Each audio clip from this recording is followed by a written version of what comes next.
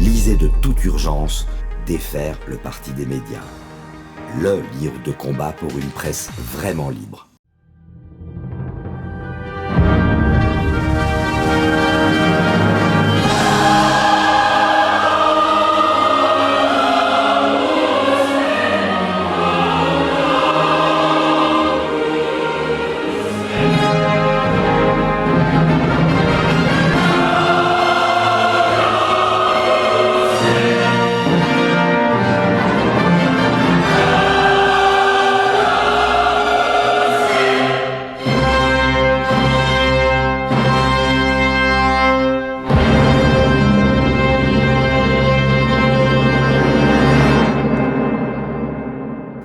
Bienvenue sur Terre de Mission, l'émission religieuse de TV Liberté, en ce dimanche 17 juillet, 6e dimanche après la Pentecôte. 3 séquences, tout d'abord à l'occasion de la sortie d'un hors-série de l'Homme Nouveau, Saint Thomas d'Aquin, un médiéval très actuel, rencontre avec Marie Piloquet, qui a été la rédactrice en chef de ce numéro.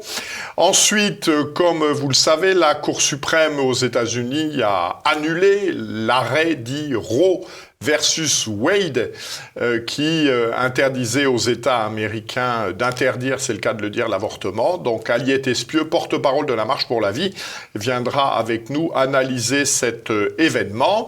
Et enfin, nous aurons un reportage sur les ordinations effectuées le 29 juin à Écône, où ont été ordonnés 8 prêtres et 5 diacres.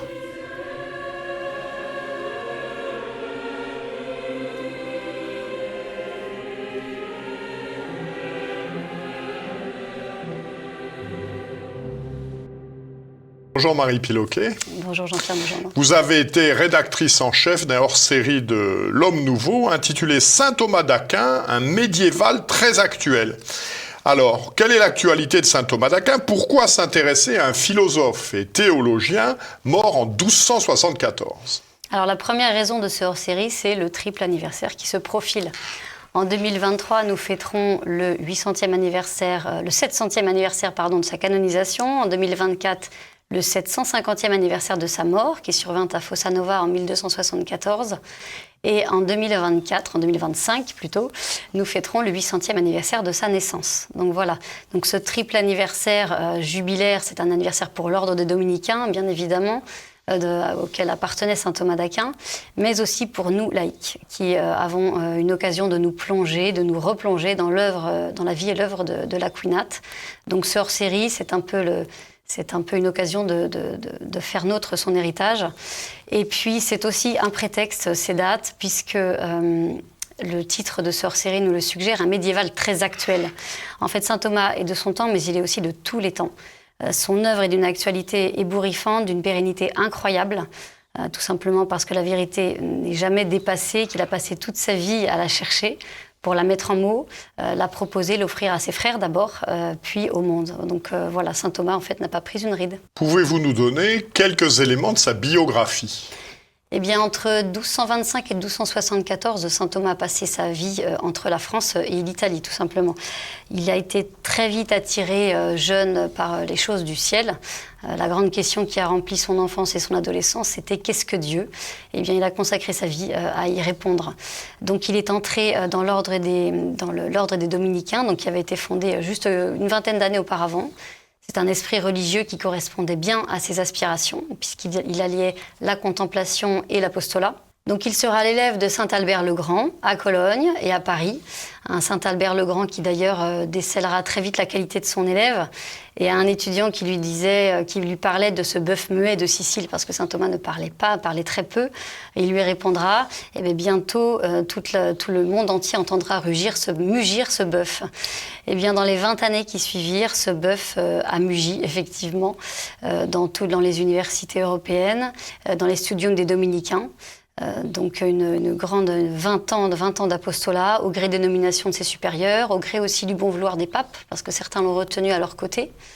Et il n'a pas mugi que par oral, il l'a fait aussi sur le papier, puisqu'il a rempli des pages et des pages. On a estimé qu'il avait produit une 12aine de pages par jour pendant 20 ans, ce qui fait, je pense, l'auteur le plus prolifique en son domaine. Alors que signifie le titre de docteur commun qui lui est traditionnellement attribué par l'Église ? Alors saint Thomas a été nommé docteur commun en 1923. Donc commun, c'est-à-dire universel, c'est-à-dire c'est un docteur qui rallie, on va dire, le consensus le plus grand. L'enseignement de saint Thomas est considéré comme étant admis par l'opinion commune des théologiens. Voilà. Donc c'est un titre qui auréole un autre titre qui est celui de docteur de l'Église. Saint Thomas a été nommé docteur de l'Église en 1567 par saint Pie V. Donc c'est le 9e docteur de l'Église après les 4 pères latins et les 4 pères grecs. Alors c'est un titre qui lui a été donné 2 siècles après sa canonisation, qui a eu lieu en 1323. On observe là toute la sagesse de l'Église qui sépare toujours la canonisation d'une personne de la qualité intellectuelle de ses œuvres. Donc 200 ans séparent sa canonisation de ce titre-là. Et depuis ce temps, depuis cette époque, depuis la mort de saint Thomas, les papes n'ont pas cessé de soutenir et de promouvoir l'œuvre et la vie de saint Thomas d'Aquin jusqu'à maintenant. Alors, saint Thomas d'Aquin aborde un sujet tout à fait d'actualité, ce sont les rapports de la foi et de la raison. Que nous en dit-il ? Alors c'est là où on pourrait qualifier saint Thomas de moderne. Alors moderne, le mot est un peu particulier, mais moderne dans le sens de novateur. Saint Thomas ne s'est pas réfugié dans le dogme. Saint Thomas était bien trop curieux et bien trop rigoureux pour ça. Saint Thomas a cherché à éclairer la foi par la raison, avec l'aide d'Aristote. Donc c'était quelque chose qui était assez dangereux au XIIIe siècle. Il faut dire quand même qu'à sa mort, plusieurs de ses thèses étaient condamnées dans les 2 plus grandes universités d'Europe, Paris et Oxford. Donc c'est quelque chose qui a été réglé depuis, quand même. Donc saint Thomas a voulu opérer, en fait, en ce XIIIe siècle, la grande synthèse entre la raison et la foi. Donc c'est quelque chose de très ambitieux. Il a défendu en fait l'idée que la sagesse naturelle pouvait conforter, sans toujours démontrer, la sagesse surnaturelle. Voilà, donc c'est quelque chose de très fort. Il a pris l'homme enfin dans sa globalité. Et d'ailleurs, il y a une très belle phrase de Pierre Manant dans ce hors-série qui dit il n'y a pas de plus grand effort de l'intelligence humaine, plus large, plus franc, plus généreux que celui de Thomas. Alors, venons-en à ce hors-série. Quels ont été les principaux contributeurs ? Alors, je vais vous dire qu'ils sont chacun prestigieux dans leur manière, dans leur façon d'aborder saint Thomas. Mais nous avons effectivement quelques grandes plumes, des spécialistes qui ont étudié, qui ont publié sur saint Thomas. Je pense au père Torel, je pense au père Serge Thomas Bonino, qui est président de l'Académie pontificale de saint Thomas d'Aquin, au père Joseph White, recteur de l'Angélicum à Rome. Mais aussi, nous avons eu la joie de faire appel à des historiens, comme Gilbert Dahan, Martin Aurèle, Nicole Berrioux, et puis bien évidemment des philosophes, Pierre Manant, le bien connu Pierre Manant, Jean-Marie Vernier, Emmanuel Brochier, directeur de l'IPC, et tant d'autres. C'est vrai que c'est un large spectre, avec des gens qui ont parfois des opinions assez diverses, mais qui donnent un aperçu assez appréciable de l'aquinate. Alors, quelle est la situation des études thomistes aujourd'hui dans l'Église ? Alors, l'œuvre de saint Thomas a toujours été un vaste champ d'investigation intellectuelle, ça c'est certain. Il y a un certain temps, il est un petit peu passé sous les radars, mais nous assistons aujourd'hui à un véritable renouveau des études thomistes, tant dans le domaine de la recherche que dans le domaine de l'enseignement. Donc ça, c'est vraiment appréciable. On refouille l'œuvre pour éclairer le présent. Et surtout, on fouille des pans moins connus de saint Thomas d'Aquin. Je pense notamment à un grand article que nous avons sur les liens de saint Thomas et l'Orient. Donc c'est le père Thomas Green de l'Institut Dialogos aux États-Unis qui nous a un peu survolé tous les liens que pouvait entretenir saint Thomas, l'influence qu'ont eu les pères grecs sur saint Thomas. Saint Thomas était d'une grande probité intellectuelle. Il a toujours su aller puiser dans le passé pour éclairer sa pensée. Merci beaucoup de toutes ces explications. Donc, je renvoie nos téléspectateurs. J'ai lu ça vraiment avec beaucoup d'intérêt. Donc, le hors-série numéro 47 et 48 de L'Homme Nouveau, saint Thomas d'Aquin, un médiéval très actuel. Merci beaucoup, Marie. Merci.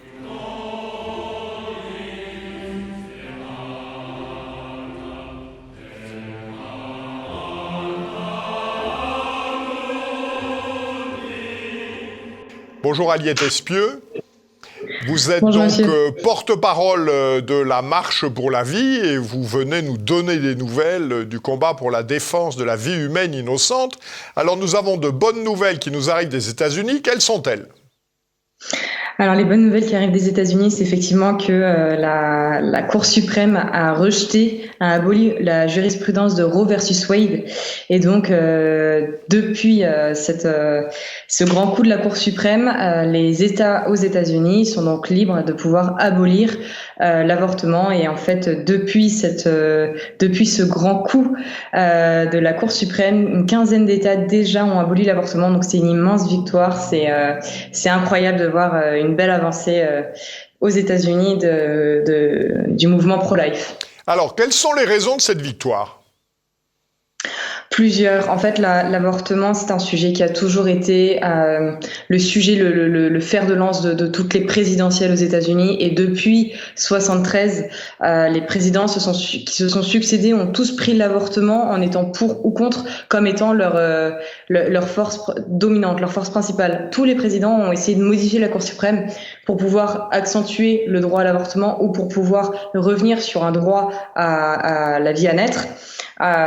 Pour la vie naissante. Et en fait, ce que Donald Trump avait fait, c'est que quand des membres de la Cour suprême sont morts, il les a fait remplacer par des personnes pro-life, et ce qui a permis ce gros changement de la Cour suprême. Donc c'est vrai qu'on pouvait s'y attendre, d'autant plus que Politico, ça faisait déjà un petit bout de temps que Politico avait fuité sur la décision de la Cour suprême, donc on s'y attendait. Et puis il y a une autre chose qui est très importante, c'est qu'aux États-Unis, la liberté d'expression est très importante. Les pro-life, ils sont beaucoup plus nombreux que les pro-avortement. Ce qui fait, c'est qu'ils ont une marge de manœuvre assez grande, assez conséquente sur le territoire. Les pro-life ont des locaux, des gros locaux. Ils peuvent manifester beaucoup plus facilement. Ils peuvent s'opposer à l'avortement et aider des femmes à ne pas avorter. Ils ont quand même beaucoup plus de droits que nous n'en avons en France. Donc c'est vrai que voilà, ils pouvaient faire un travail sur le terrain qui pour nous est quand même 10 fois plus compliqué en France, à cause notamment de la loi Aubry, de différentes lois qui nous restreignent sur le terrain. Alors on se perd un petit peu à chercher à définir la position de l'Église catholique autour de ce sujet, puisque par exemple Nancy Pelosi, qui est une catholique affirmée, qui est mère de 5 ou 6 enfants, qui est présidente de la Chambre des représentants, mais qui est aussi très partisane de l'avortement, se voit donner à Rome une communion que lui refuse son évêque à San Francisco, Monseigneur Cordileone. Alors, quelle est la cohérence de tout cela ? C'est vrai que voilà, vous décrivez ainsi ici une situation qui moi me blesse beaucoup, puisque je suis catholique, et que c'est vrai que c'est quelque chose d'extrêmement frustrant et blessant de voir que l'Église nous lâche depuis de nombreuses années sur ce sujet. Aussi bien on a un pape qui est quand même assez direct sur ce sujet-là, puisqu'il s'oppose à l'avortement, aussi bien il a plutôt tendance à être quand même très flou sur le terrain. Donc on le voit notamment avec cette fameuse Nancy, mais on peut le voir également sur plein d'autres points. Il ne faut pas oublier qu'en France, l'avortement est arrivé grâce au silence des évêques, que Simone Veil avait pu acheter en échange de la sécurité sociale. C'est quelque chose qu'il ne faut surtout pas oublier, et qui explique certains comportements d'évêques, notamment le fait que les évêques refusent de se mobiliser sur le sujet. On a l'exemple à Lyon de l'évêque qui refuse de manifester, mais voilà, et qui explique qu'en fait c'est une erreur, et que les évêques, en tout cas sur la question de l'avortement, n'ont pas à se mobiliser puisque ça ne les concerne pas. Donc voilà, ce silence un peu foudroyant qu'on vit en France, il est complètement à l'opposé de ce qui se passe aux États-Unis. Aux États-Unis, un évêque va à la March for Life avec sa mitre, avec sa crosse. Il y va en tant que catholique, et pour lui, c'est même inconcevable qu'un catholique ne vienne pas manifester. Là où en France, la France est un peu, on va dire, c'est un peu lamentable en ce moment, puisqu'en fait on voit vraiment que c'est tout le contraire. Un évêque, parce qu'il est évêque, va se planquer derrière son siège, va refuser de sortir dans la rue.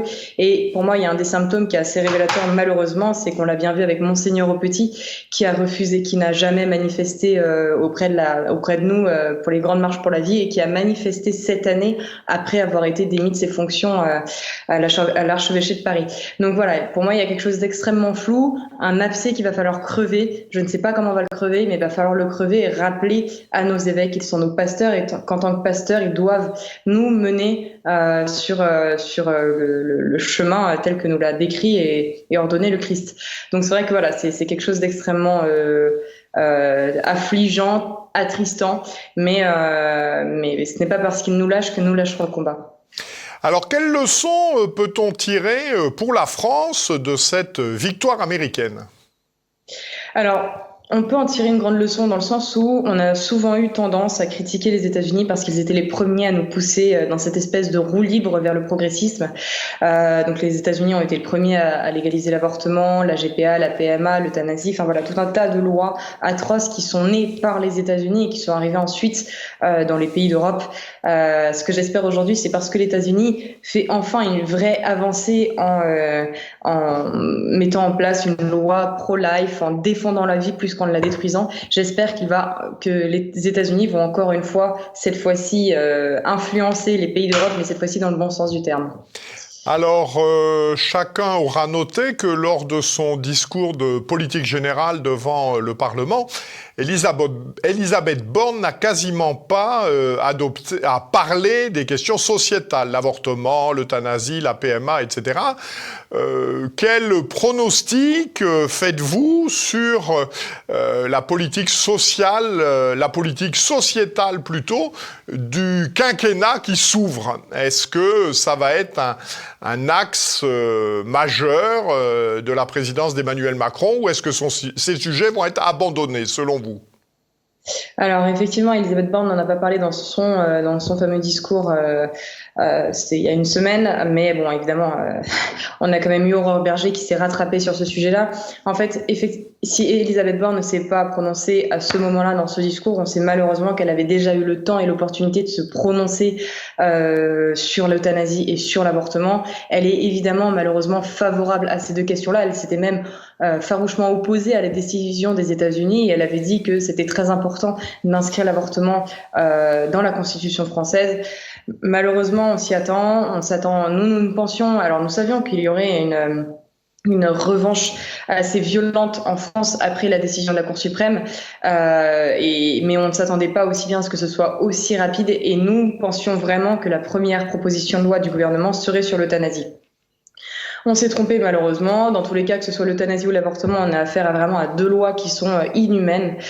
Donc ce qui est sûr, c'est qu'on s'attend dans ce quinquennat-là, puisque Emmanuel Macron avait quand même expliqué à une personne atteinte d'un handicap qu'il souhaitait faire adopter en France le même modèle qu'en Belgique. Donc forcément légaliser la sédation par le milieu médical, etc. Donc on sait qu'on s'y avance. Aussi bien Emmanuel Macron sur la question de l'avortement est quand même assez flou, puisqu'il s'oppose à l'avortement, à l'allongement de l'avortement. Il n'était pas du tout favorable à cela. On sent que sur la question de l'avortement, ce n'est pas un promoteur dans le sens où il n'est pas là. Ce n'est pas tellement l'avortement sa pierre de touche. Ce qui vraiment lui est propre pour moi et le propre de son quinquennat, ça aurait été la PMA, la GPA qui va sûrement arriver aussi, l'euthanasie. La question de l'avortement, il s'est quand même fait beaucoup tailler au dernier quinquennat sur cette question-là, même s'il avait sorti ce fameux discours durant lequel il avait voulu inscrire l'avortement dans la charte des droits de l'UE.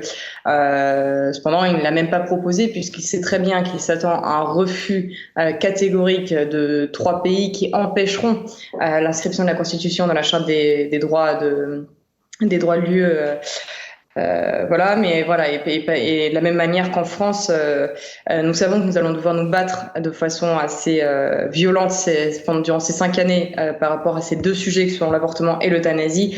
Pour autant, si l'avortement, nous n'avons pas beaucoup d'espoir. Sur la question de l'euthanasie, nous ne savons pas vraiment ce qui va se passer. Nous savons que sur l'avortement, en tout cas, nous espérons que le Sénat gardera le même discours que durant les 5 dernières années, à savoir un discours assez ferme vis-à-vis de la question de l'avortement.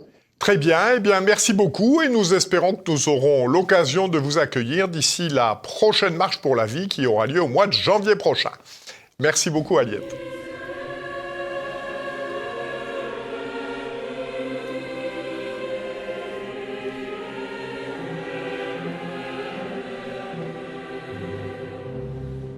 Alors, bonjour Monsieur l'abbé. En ce 29 juin, Monseigneur de Galarreta, évêque auxiliaire de la Fraternité Saint-Pie-X, a ordonné 8 prêtres et 5 diacres, tous pour la Fraternité sacerdotale Saint-Pie-X. Vous êtes directeur du séminaire d'Écône. Pourquoi le 29 juin est-il une date traditionnelle d'ordination dans l'Église ? Dans l'Église, c'est la fête de Saint-Pierre et Saint-Paul, qui sont 2 très grands apôtres. Saint-Pierre, c'est le prince, c'est le chef de tous les apôtres, celui qui a été choisi par le Christ pour être le premier pape, le chef visible de l'Église. C'est à lui que le Christ a dit « Tu es pierre et sur cette pierre, je bâtirai mon Église ». Donc évidemment, il y a tout un symbole. Le premier chef visible de l'Église, pour ordonner des prêtres, ça tombe bien comme fait. Et puis Saint Paul, c'est aussi un apôtre. C'est celui qui a dû, par mission divine, évangéliser les non-juifs. Donc c'est aussi un grand symbole, un des piliers de l'Église. Ces ordinations sont l'achèvement d'un long processus d'études. Quel est-il ? C'est un petit peu long pour devenir prêtre. Évidemment, ça ne s'improvise pas, il faut se préparer. Et il y a 6 ans ou parfois 7 ans d'études. Les séminaristes qui arrivent à Écône, ils ont d'abord fait une année d'études à Flavigny, en Bourgogne, première année. C'est ce qu'on appelle l'année de spiritualité. C'est une année dans laquelle il y a beaucoup de temps de prière, d'union à Dieu, une année centrée vraiment sur la vie d'union à Dieu, de prière, de recueillement, pour bien réfléchir à leur vocation, un peu comme un noviciat, comme on se prépare pour devenir des religieux. Et une fois qu'ils ont fini cette année à Flavigny, ils arrivent à Écône, ici en Suisse, en Valais, et là il y a 5 années d'études. D'abord 2 années où c'est surtout de la philosophie, et ensuite 3 années de théologie. Alors ces études, elles sont assez intenses, puisque il y a des cours de philosophie assez poussés, comme l'a demandé l'Église, surtout la philosophie de saint Thomas d'Aquin, le thomisme. Et la théologie, c'est pareil, c'est assez poussé. Il y a 3 années vraiment denses, où on suit surtout la somme théologique de saint Thomas d'Aquin, puisque c'est l'œuvre par excellence qui a été demandée par les papes comme référence théologique. La théologie, elle se divise en théologie dogmatique, c'est-à-dire les vérités qu'il faut croire, que l'Église enseigne, que Dieu nous a révélées. Et puis la théologie morale, c'est ce qu'il faut faire, la science des vertus et des vices. C'est un petit peu la science du confesseur. Et puis ensuite, il y a d'autres disciplines ecclésiastiques. Il y a par exemple la Sainte Écriture. Donc, les futurs prêtres apprennent à la connaître, c'est la Bible, l'Ancien Testament, le Nouveau Testament. À la comprendre, c'est très mystérieux, puisque c'est la parole de Dieu. Il y a aussi des cours de droit canon, c'est le droit, c'est-à-dire toute la discipline interne de l'Église. Il y a des cours d'actes du magistère, où on étudie les encycliques des papes, les conciles. Les futurs prêtres étudient aussi la liturgie, tout le culte de l'Église, la messe, les fêtes de l'année liturgique, les ornements. Il y a aussi évidemment des études de latin, puisque le latin c'est la langue de l'Église, et notre liturgie est en latin, il faut que les séminaristes le comprennent.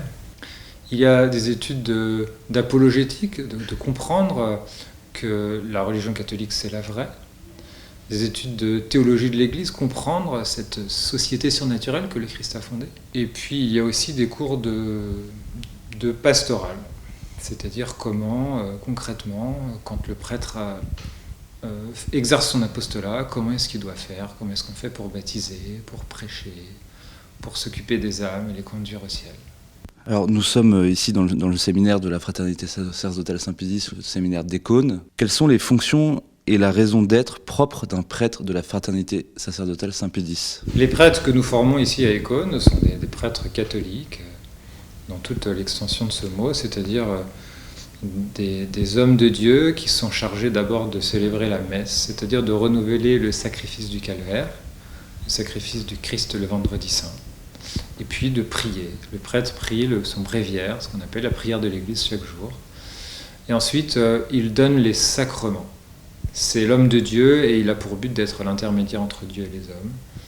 Et donc la grâce qui vient du ciel, de Dieu, elle passe par les âmes, mais par l'intermédiaire du prêtre, spécialement par les sacrements. Donc, le prêtre va donner la Sainte Eucharistie, qui est Jésus-Christ lui-même, nourriture des âmes. Il donne aussi le sacrement de pénitence, par l'absolution. C'est vrai qu'à Écône, on ne forme pas les prêtres comme ils sont aujourd'hui formés dans les diocèses. On les forme comme ils étaient formés dans les diocèses, on peut dire dans les siècles passés, jusque dans les années 1950, jusqu'avant le Concile, voilà, à peu près. Alors, on va parler un peu d'actualité. Différents synodes diocésains en Allemagne, mais aussi en France, font, dans le cadre de la préparation du synode sur la synodalité, voulu par le pape François, des propositions nouvelles à propos du sacerdoce. Citons l'ordination d'hommes mariés, voire l'accession de femmes au sacerdoce. Vous en restez à la position traditionnelle, le prêtre est un homme célibataire. Pour quelle raison ? Nous sommes convaincus que on n'a pas besoin d'inventer des nouvelles solutions pour sauver les âmes. On a la même vision du prêtre qu'on avait au moment de saint Thomas d'Aquin ou du Concile de Trente, c'est-à-dire le prêtre est un homme qui est consacré à Dieu, c'est l'homme de Dieu. Et donc, s'il veut être totalement consacré à Dieu à 100%, il ne faut pas que son cœur soit partagé. Saint Paul explique ça pour les jeunes filles qui veulent devenir vierges consacrées, religieuses. Il dit, une femme qui se marie, son cœur est partagé. Elle aime son mari et elle aime Dieu, alors que si elle reste vierge, son cœur est totalement donné à Jésus-Christ, à 100%. Le prêtre, c'est pareil. Le prêtre est un homme totalement consacré à Dieu, et le fait qu'il ne soit pas marié, qu'il renonce au mariage, qu'il renonce à une chose qui est bonne, qui est licite, qui est tout à fait autorisée, mais pour viser un état encore supérieur, eh bien c'est un sacrifice, c'est un renoncement que le prêtre fait par amour pour le bon Dieu, pour se donner totalement au bon Dieu, et en récompense, le bon Dieu se donne à lui de façon plus totale. Alors c'est vrai, aujourd'hui on entend oui, mais si le prêtre était marié, il n'y aurait pas tous ces scandales et ces abus. Et en fait, c'est une objection qui est fausse parce que toutes les études de psychologie et les analyses montrent que les pédophiles, on les trouve aussi bien chez les hommes mariés que chez les célibataires. Il n'y a pas plus de pédophiles célibataires que mariés. Ceux qui vivent mal leur célibat, ils sont en danger, effectivement, mais il y en a qui vivent mal leur mariage, leur vie conjugale, et qui sont aussi en danger de tomber dans des horreurs. Il s'agit d'un renoncement puisqu'on renonce à une postérité charnelle. On sait qu'on n'aura pas d'enfants selon la chair, mais en échange, le jeune homme qui renonce au mariage pour se donner à Dieu, ou bien la jeune fille qui veut devenir religieuse, qui renonce au mariage pour se donner à Dieu, en renonçant à une postérité charnelle, eh bien, se dispose à donner à Dieu une postérité spirituelle, c'est-à-dire à engendrer spirituellement. On dit aujourd'hui, oui, mais il y a des déserts sacerdotaux, il y a des endroits où il n'y a pas de prêtres, ça serait mieux qu'il y ait des prêtres mariés que personne. Mais en fait, là, c'est une vision purement quantitative. L'Église n'a jamais préféré la quantité à la qualité. Et donc, dernière question, donc, depuis la fondation de la fraternité sacerdotale Saint-Pédis en 1970, combien d'ordinations sacerdotales ont eu lieu ici ? Il y en a beaucoup, c'est difficile de tout compter, d'autant plus que Écône, c'est un des séminaires de la fraternité, mais il y en a à peu près dans chaque continent, des séminaires. Peut-être qu'on arrive en tout cas plusieurs centaines, je ne pense pas qu'on arrive à 1000, mais ce qui est certain, c'est qu'aujourd'hui même, 29 juin, grâce à l'ordination des 8 prêtres de ce matin, on dépasse la barre des 700 prêtres dans la fraternité, ce qui est réjouissant. Donc on a un nombre de prêtres dans la fraternité qui est en hausse, pas aussi rapide qu'on voudrait, mais en hausse quand même, ce qui est très encourageant, surtout par les temps qui courent, parce que quand on voit le nombre de prêtres dans les diocèses, on a des pentes qui descendent de façon vertigineuse, ou dans la plupart des congrégations religieuses aussi, c'est la crise. Eh bien nous, au contraire, nous sommes un institut qui attire encore les vocations, pas autant qu'on voudrait, mais chaque année on a quand même de belles rentrées, donc des jeunes gens qui veulent vraiment se donner au bon Dieu en devenant prêtres, comme l'Église a formé les prêtres depuis toujours.